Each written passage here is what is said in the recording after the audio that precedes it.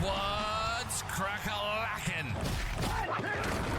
Welcome in to My Mind is a Weapon Fantasy Football Show. Welcome into episode 25. Everybody, hope you're having a good day this Thursday. We are almost to the NFL kickoff. It is unbelievable. Today's episode, I'm going to be going over my top 10 all upside players from round 1 to round 10 and why their fantasy value is going to win you a fantasy championship this season.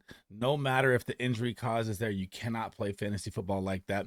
And before we dive into it, guys, make sure you smash that like and subscribe. All the support has been amazing, and let's dive into it. The first all upside player I want to talk about should come as no surprise in round 1, and that is Tyreek Hill, the Cheetah. Currently going off the board at ADP 2. Now, I am not opposed to you taking him number 1, especially in PPR, or if you have bonuses in your league of, 40-plus yard reception, 50-plus yard TD. That's what this man does, okay? Last season, finished wide receiver 2, 119 receptions, 1,799 yards, 13 TDs, and he missed a game. Now, he just got an extension. He is age 30. That doesn't matter to him at all. Do not let that affect you, even in Dynasty. If you're drafting him, this man should be going top 3, top 1, top 2, no matter what. This is a game breaker that can win you a week in a play every single time he's on the field. Now, last season, he did miss a game. He could have got 2,000 yards. He's going to be chasing it again this season. Why would you not want to take a man that's chasing 2,000 yards that can possibly do it? Now, these are number 1 metrics right here in the NFL. Target share, 33.7%. That is unbelievable. Number 1 in the NFL. Target rate, 36.9%. Number 1 in the NFL. His receiving yards, 1,799. Number 1 in the NFL. Yards per route run, 3.88 average. Number 1 in the NFL. You get yards per attempt per pass, 3.33. Number 1. Dominator rating, 43.1%. Number 1. This man is number 1 everywhere. His win weight per route, number 1. This man should be drafted at number 1 or 2, depending on if you want to take the shot on CMC with the Cav. No matter what, I'm fine with either one. But Tyreek Hill is your game changer in round 1 that I like to target, that has the upside of winning you a matchup, any play. It doesn't matter what's happening on the field. Any play he's out there, he can get a 50-yard bomb. No one can guard this man. Target this man as your upside player in round 1. Upside player you should be targeting in round 2 is my guy, Devonta Aden. The hurricane season is here. Now, last season, I will stand on business with this. Coming out of Texas A&M, he was my must-draft player that is going to win you championships. And I'm going to stand on business again this season and tell you that the player that is going to be on the most championship rosters is going to be Devonta Aden this season. Now, currently going off the board at ADP 20. Finished last season as RB24, 800 rushing yards, 197 receiving yards, and 11 total touchdowns. Now, you have to look at these numbers also as he didn't even play in the first 2 weeks. He started in week 3. His first game, he had 31 points. First NFL game ever stepped on the field, bombed 31 points. Now, missed 4, 5, 6. So you take 8 games away, and he still was a top 25 running back. That is absolutely bonkers to me. Now he's heading into his second season. Statistics will show you that running backs heading into their second season are better. He knows the system better. Raheem Mostert will still be there. He's age 32. Do I think he's going to have his 21 touchdown season again? No, I do not. I think it still will be a timeshare. But all you need, if you look at even at his numbers last season, right? So best, when he dropped 31 points, he only played 40% snaps. Then he dropped 27 points, 60% snaps. 21 points, 48% snaps. 25 points, 60% snaps. 23 points, 43% snaps. All he needs is 50 to 60%, and this man will win you a league. I think his number of percentage is going to go up this season. Even on top of that, I think he's going to be in the 65% range. And oh my goodness, look out. Here are some metrics to note right here, where he is number 1 in the NFL at. Points per opportunity, he's first. Yards per touch, 7.7, he's first. Production premium, 27.1, he's first. Run block rating, 118 first. Breakaway run rate, 12.6% first. Scored 56.3 freaking points in the NFL. 1 game last year, that was first. and his 11 TDs even ranked in the top 10 last season. This man is a freak of nature that you have to draft, not only just because I'm going to tell you he's going to win you a championship, because you don't want to play against him. It's just like Tyreek Hill. You're going to hold your breath every single time he's out there because he could take one to the house at any time. I love Devonta Aden. Any cost, all costs this season, no matter what. Upside player you should be targeting in round 3, which is crazy to me right now that his ADP is even at 25. So it's fallen a little bit from the picture on the board right now. It says 18. Everyone is behind this. Blake Corum draft pick is going to take 50% snap share away from Kareem Williams, or he's going to take the job. No, he is not. I am here to tell you, do not fall for the rookie hype of this running back class. There's a reason that Jonathan Brooks was taken in the 2nd round as the first running back off the board with a torn ACL, okay? There's a reason. Think about that in your head when you're talking about Blake Corum touching a guy like Kareem Williams, who averaged 21.3 points per game last season in the NFL. Corum is playing in college, okay? Christian McCaffrey averaged 24.5. Kareem Williams is right behind him. Get that out of your head. Now, finished his RB6 last season.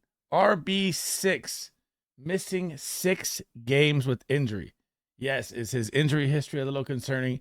Yes, but like I said, you can't play fantasy football scared. That is how you lose. You want the upside players to help you win a championship, and this is one of my favorites because his value has fallen so much. So you look at last season, 228 attempts, 1,144 yards, 12 touchdowns. His snap share was through the roof at 80%. Do I think that usage is going to be the same? No. But do I think it's going to be 65 to 70? Yes.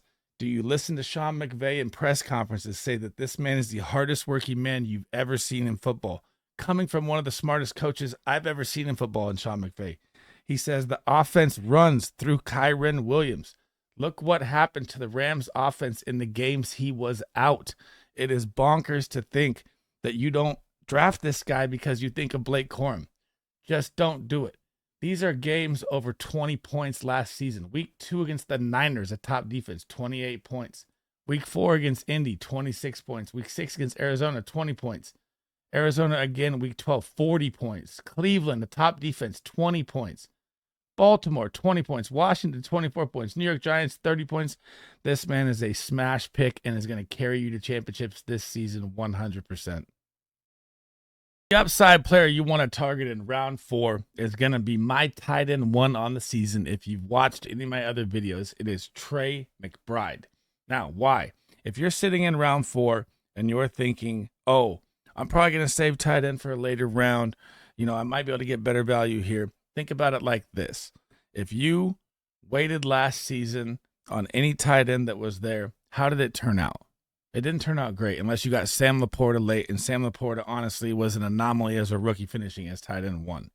So now you look at it like this. He came in the season at week 8 was his first week playing at an 80% snap share. The rest of the 7 weeks, he was under 50%. So wasn't the starter. And he didn't even have Kyler Murray until week 10. So his first game as a starter in the NFL, he is going against the Baltimore defense and drops 30 points on Baltimore. Okay. Then Kyler Murray comes back week 10, and listen to these numbers. 25 points, 11 points, 16 points, 26 points, 24 points, 12 points, 13 points, 13 points. What? This is a tight end. You would think you're getting that from wide receiver 1 borderline numbers. This man should be being drafted at all costs, even earlier than round 4. It doesn't make sense to me. People are going to be like, they brought in Marvin Harrison, right? He's going to take targets away. Yeah, of course he's going to take targets away. But let me give you an example. Last season, Amon-Ra St. Brown was wide receiver 3 overall. Is that taking away targets from Sam Laporta being tight end 1 overall? You cannot look at it like that. You have to look at it volume-based. Trey McBride is going to absolutely feast this season. Over 100 receptions, over 1,000 yards, 10 plus TDs. He is my must draft tight end this season and should be yours as well. The upside player you should be targeting in round 5 is Anthony Richardson, the absolute Hulk, man. Have you seen this guy? Right now, they say he's weighing in about 260. He is an absolute beast out there on the field. Last season, only played 2 games, so finished his QB 40, 577 passing yards, 3 passing TDs. But look at this. This is 2 games, right? 136 rush yards and 4 TDs in 2 games. Imagine that at an 18-game scale. What are we looking at? I'm not going to say he's in a rush for 30-plus touchdowns. That'd be bonkers. But it's not crazy to say 15-plus could happen, like a Jalen Hurts or a Josh Allen type, if he stays healthy, right? Again, like I said, you can't play banking on injuries going to happen with younger guys. If they're older guys like Raheem Mostert, I'm fine with that. But when you're age 22, I'm not really worried about the injury history picking up unless you have it for 3-4 straight seasons. He took a dirty hit in the end zone. Not a dirty hit. He took a nasty hit to the shoulder, and it knocked him out for the season. Now, game 1, right? 21.92 points. Game 2, 17.74 points, okay? He only played into the first quarter of game 2 and had 17 points. Then he gets hurt, goes back game 4 against the Rams, drops 30.6 points against the Rams. Then he gets hurt again against Tennessee and the season's over. But think about those averages right there. Imagine game 2, if he plays past the first quarter, what does he drop? 40 points? You're averaging about a 30-plus point player per game with his rushing upside. Now they add Adonai Mitchell. They have a top 5 offensive line according to PFF, Pro Football Focus. They have Jonathan Taylor back with no holdout like last season. So again, even in those first 4 games, you didn't even have Jonathan Taylor there to help him, right? So that was Zach Moss, and Zach Moss was balling out too. And this RPO is going to be a nightmare to stop. They need to get Josh Downs back healthy. They did lose Jelani Woods at tight end to turf toe surgery again. This guy gets hurt every time. I want to see what they have in Will Mallory, but I think it's going to be Mo Ali Cox. But this offense is going to be unstoppable this season. And if you miss out on drafting Anthony Richardson, you are going to regret it. The upside player in round 6 that you should be targeting, and yes, I'm going to take a shot here, and it is Kyle Pitts. Okay, I know that this is a really rough one for me as well, but let me explain to you why I like this pick so much. So currently going off the board, ADP 61, finished last season tight end 14, 53 receptions, 667 yards, and 3 touchdowns. But if you look at Jonnu Smith's numbers, he finished tight end 17, right around the same numbers as him. So Arthur Smith was using double tight end last year for the Falcons a lot. You're not going to see that this year. Now, plus side to Kyle Pitts here and why I like him so much this season, right? You bring in Kirk Cousins. Kirk Cousins has never let a tight end down that he's had almost in his entire career. But now I had a good point brought to me by one of my good friends, Big Draft Energy. You should check out his Twitter and his YouTube. He does great content as well. He brings up, who has Kirk Cousins had at tight end besides TJ Hawkinson, right? So I go back, I look at the 2021 Minnesota Vikings when TJ Hawkinson isn't there, and guess what? Tyler Conklin balls out that season, even though Tyler Conklin isn't even that good, still sees 600 yards and 3 touchdowns. And you can go back and look at the Redskins. He didn't really have anyone besides Jordan Reed, and Jordan Reed's best season was with Kirk Cousins.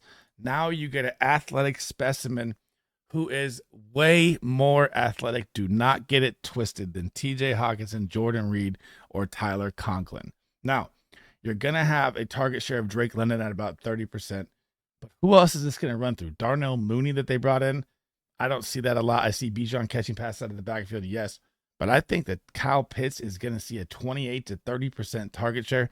If you've seen camp, they're lining him up in the slot, in the backfield, in line, at the X, everywhere. They are going to utilize this man like a Cooper Kupp, Sean McVay system this season, and it's about goddamn time because I've been waiting for this man to explode. I have been staying away the past couple of years. This is the first year I am in on Kyle Pitts, and I'm calling it right now that he's going to be a top 5 tight end this season. The upside, my favorite quarterback to target in drafts at value, and none of it makes sense to me, is Kyler Murray that is currently going off the board at ADP 75 in round 7. I just don't understand this, and I'm going to talk about this one for a minute here because I love this pick so much. So, finished last season, quarterback 26, only came in week 10, right? Only week 10. Came in, threw 176 completions, 1,799 yards, 10 touchdowns, also added himself 244 yards rushing and 3 touchdowns, right? Which is why you want Kyler Murray for the rushing upside. Now, how is he going so low when they add Marvin Harrison Jr.? And let's say I look back to 2022 before he got hurt, right?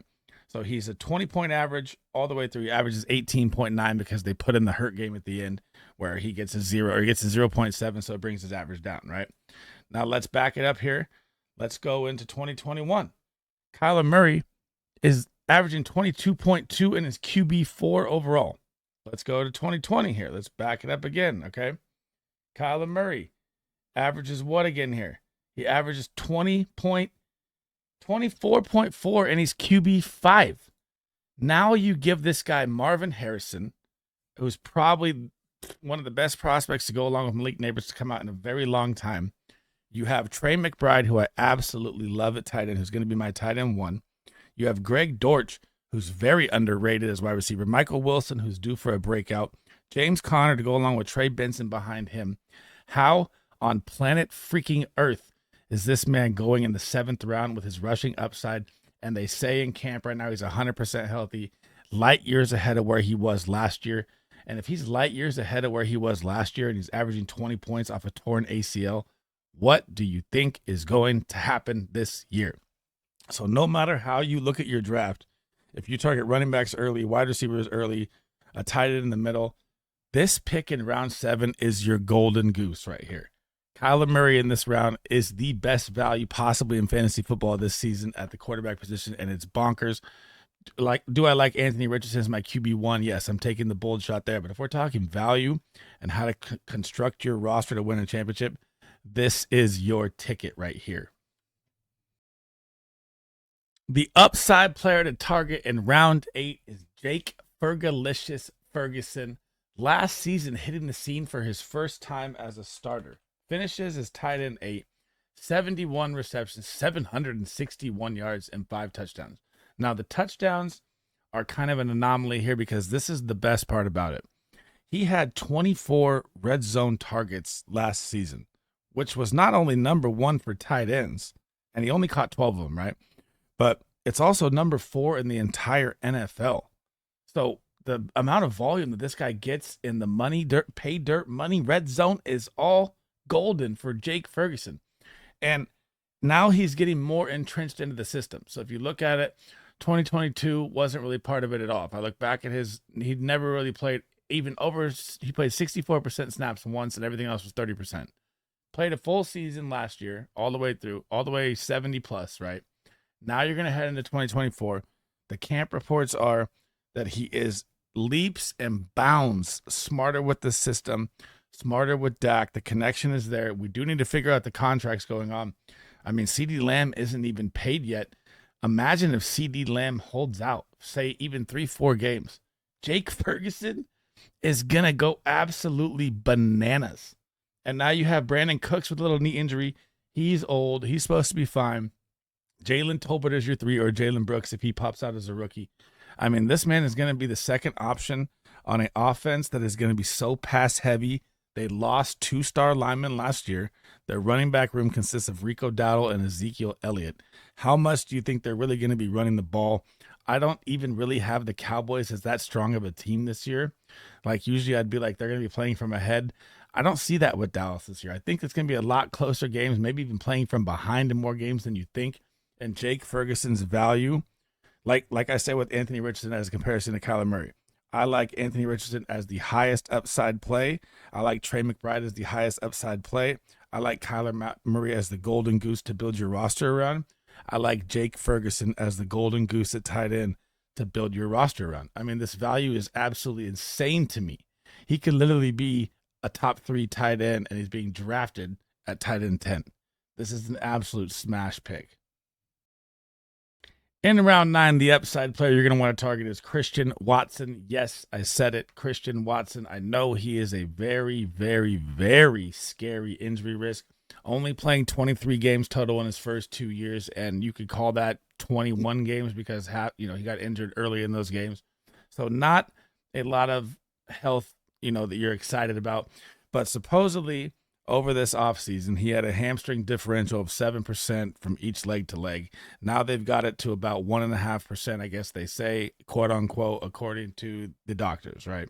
I'm not a doctor. I don't know anything about it, but that does sound better. And like I said, you can't let injury risk get in the way of these upside players, especially when they're at a young age. Now, what you have to look at here and why I love Christian Watson so much at this pick this season.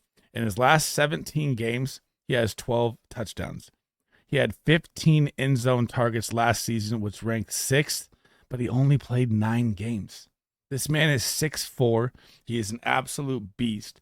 And what you have to look at is, I know Green Bay wide receiver room is massive with talent all across the board. You have Christian Watson, Jaden Reed, Romeo Doubs, Dontavian Wicks, even Bo Melton is supposedly having a good camp, right? So 5 guys that can all rotate in and out.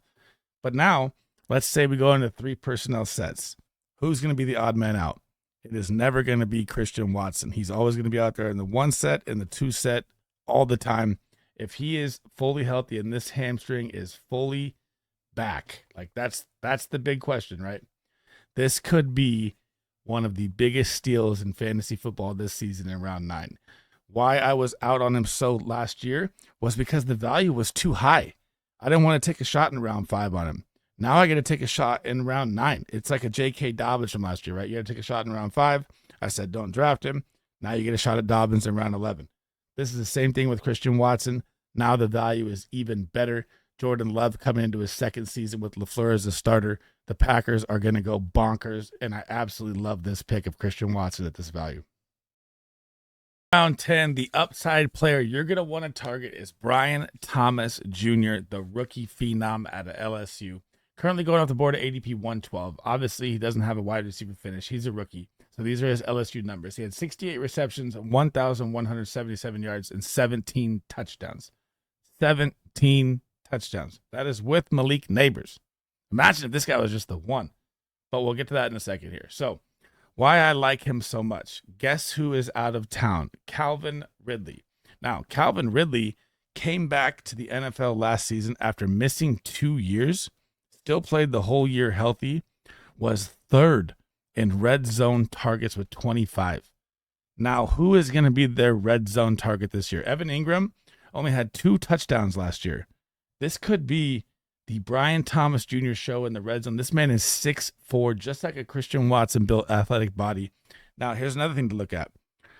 Calvin Ridley was 8th in deep targets. He was 14th in targets. He had 136 targets. Those are vacated now.